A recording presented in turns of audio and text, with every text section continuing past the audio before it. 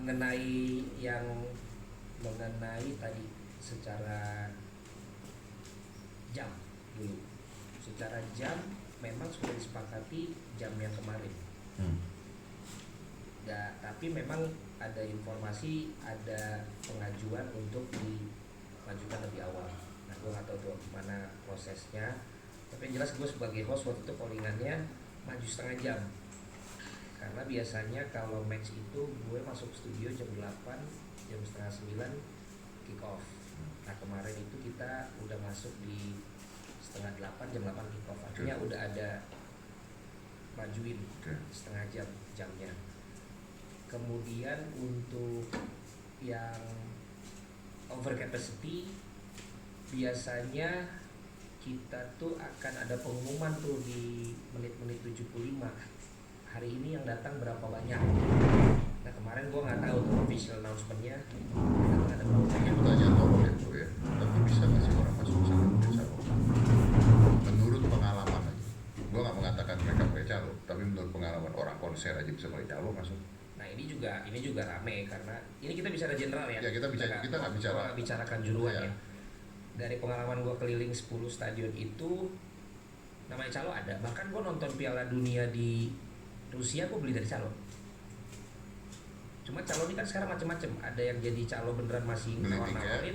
Ada yang sekarang berubah menjadi reseller. Dan di luar negeri pun menjadi reseller itu resmi. Jadi lo kayak udah officialnya habis tapi lo jual di online, lo masih punya tiket dan harganya tinggi. Iya. Jadi tapi maksud gua adalah calo-calo yang bisa masukin lo tanpa tiket bener. Oh, tanpa tiket. Kalau tanpa tiket sih gua nggak pernah ya, karena gua selalu kalau ke stadion pun gua memang pengen experience itu. Jadi biasanya gua tetap beli dari calo biasa, harganya lebih mahal. Tapi tiket asli. Tiket asli. Nah kalau yang tiket palsu gua belum pernah dapetin. Nah makanya sekarang juga ada beberapa klub yang mulai semuanya harus online. Setelah online baru bisa ditukar tiketnya itu untuk mengurangi resiko itu. Nah cuma memang yang gua harus sampaikan ini oknum lah yang pasti. Gua sering dapat kabar kalau gua lagi nonton di beberapa stadion gitu ya. Itu ada tuh misalnya pejabat tertentu, saya mau datang nih sama keluarga 6 orang. Nah, tolong disiapin. Nah, itu gua nggak tahu tuh dia pakai tiket apa enggak tuh. Terus si yang ini bilang lagi, kita juga mau nonton nih sekian orang. Sehingga kadang-kadang di VIP pun tuh kayak overload gitu karena padahal di VIP gitu. Tapi itu kan VIP kan nggak sebanyak nggak sebanyak yang di bawah. Nah, bukan di bawah, nggak sebanyak yang kalau di bola tuh disebut ada kurva sud, ada kurva north. Itu yang fanatik itu yang di sisi utara dan di sisi selatan, baru di sisi timur itu yang memang penonton. Biasanya kalau di VIP terus kemudian di sisi barat sini itu penonton rekreasional loh.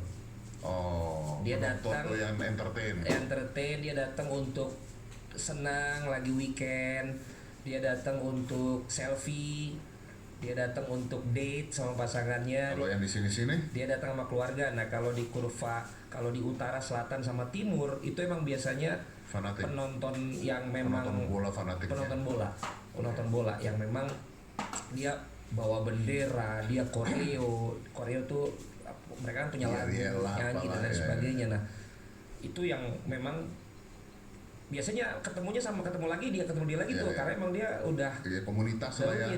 Makanya kalau di luar negeri kan ada membership tahunan. But is it overpopulation tidak kemarin? Nah itu gue bilang kemarin gue nggak mendapat data yang fix ketika announcer ngomong. Gue lagi pas nggak denger tuh pas siaran tuh berapa yang diumumkan, karena yang diumumkan secara resmi kita akhirnya dapat kan yang announcer umumkan. Nah tapi apakah yang diumumkan announcer itu tepat dengan yang datang itu yang kita nggak tahu. Karena kadang-kadang jujurly sekarang nih pas kita dengar segitu kayaknya penuh deh. Nah tapi kan kita nggak pernah bisa ngitung sebenarnya berapa, tapi udah diumumkan segitu ya fix. Makanya itu masuk ke dalam aturan lagi-lagi FIFA Security 7 tadi, bagaimana cara lo bisa menghitung secara pasti orang yang datang tuh berapa. Ya berarti harus online dan tanpa oknum. Betul. Cuma biasanya kan oknum ini yang Iya, banyak. online-nya mah gampang ya, oknumnya itu yang susah. Nah, itu kadang-kadang, dan antara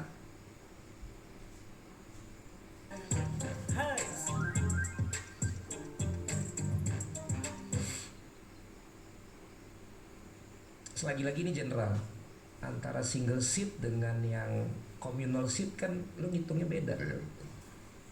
Itu kalau lu udah per seat kan gampang, udah pasti seatnya penuh ya segitu orangnya. Bro, dengan adanya ini kan sebenarnya ada beberapa hal yang kena ya, kalau menurut gue ya, menurut lu pribadi kena. Mental. Kepolisian kena karena ada dugaan lah menggunakan gas air mata dan sebagainya. Tapi yang lebih besar lagi, sepak bola Indonesia kena menurut gue. Kalau seorang Valentino Jebret aja mengundurkan diri dari presenter bola gara-gara kejadian seperti ini, udah gue gak mau lagi, gue capek, gue trauma, perjuangan gue sia-sia sama ini. Gimana masyarakat kita balik kepercayaan ke sepak bola Indonesia, apalagi dengan semua bullshit yang ada, oknum, perjudian, mafia dan sebagainya. Capek semua. Sebelum ke sana ada satu yang kita juga tadi mesti gua sebut. Tadi kan lu bilang ada dugaan dari penggunaan gas air mata. Tapi jangan lupa juga yang memulai untuk masuk lapangan tuh. Ya. Itu namanya kan pitch invasion tuh. Dan itu kemarin sempat ngetrend di Inggris juga.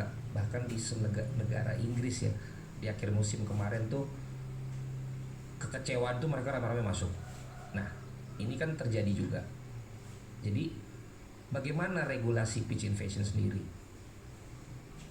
Karena aturannya berbeda-beda tuh tentang itu, dan yang melakukan itu tolong pikirkan teman-teman lain juga dong yang ada di tribun gitu, yang memang mau nonton bola itu sebagaimana yang memang selayaknya aturan lah itu. Jadi sehingga keadaan itu tidak menjadi chaos gitu. Karena ketika satu masuk ditemenin sama temennya di sini, apapun yang coba dilakukan untuk, karena pitch invasion tuh kan ada yang kayak gini kan yang kolektif mas, tapi ada yang memang cuma lucu-lucuan yang dia pengen lari terus meluk pemainnya. Gitu ya. Nah kalau yang meluk pemainnya itu biasanya dia tapi itu juga bahaya loh. Betul, tapi akhirnya dia pasti ditarik sama steward, bukan nama kepolisian dulu ya, tapi sama steward biasanya, sama yang kayak dari IO nya, kayak dari panpelnya dipegang. Biasanya kalau pemainnya nggak apa-apa, udah habis dipeluk dia diamankan.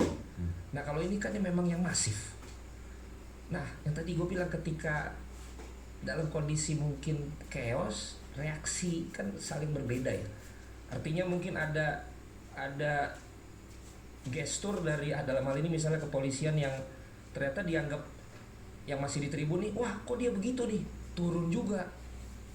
Jadilah seperti itu. Jadi ya kita harus semua berbenah diri. Semua harus. Ya. Jadi kita jangan memang apa si A si B. Makanya gue bilang ini harus semua.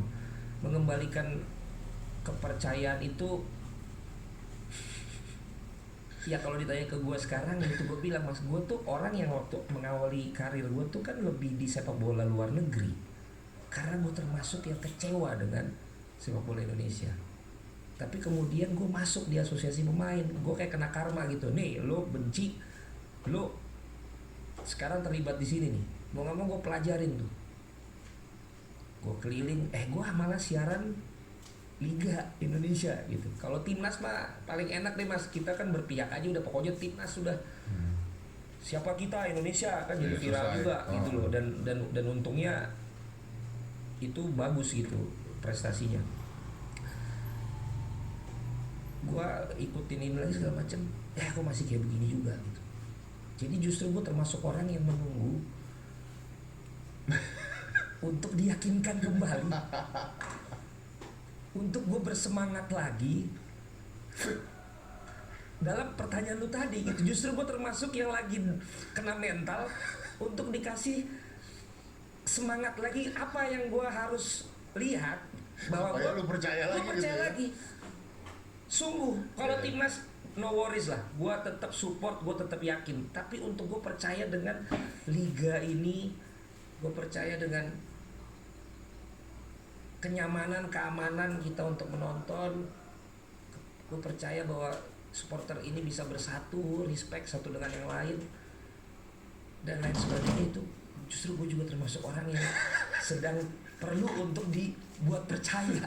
Makanya itu juga gue nggak bilang bahwa sampai dengan evaluasi berakhir kan gue mundur kan. Iya, iya. Gue bilang gue mundur aja karena Iya. kita nggak pernah tahu juga kapan itu. Iya benar-benar. Ya mungkin aja lu balik ketika semuanya wow kapan. Ya makanya ada benernya tadi gue bilang, temen apa bos gue di TV bilang ya berarti lo lari dong. Ya ada benernya, tapi kayak gue emang lagi nggak bisa untuk berjuang untuk itu lagi gitu. Iya. Kondisi gue bener-bener hancur hati gue, kayak gue nggak tahu lah kalau lo misalnya apa sih yang paling lu cintai kan, gue nggak ngerti apa Dan lebih mengecewakan gitu ya. sulap atau lebih ke gym lo gitu ya. Tapi ada kejadian yang bukannya mengecewakan tapi ngancurin hati lu gitu. Iya. Mas Diki, orang apa 125 orang It's not worth it gitu ya. itu tuh ya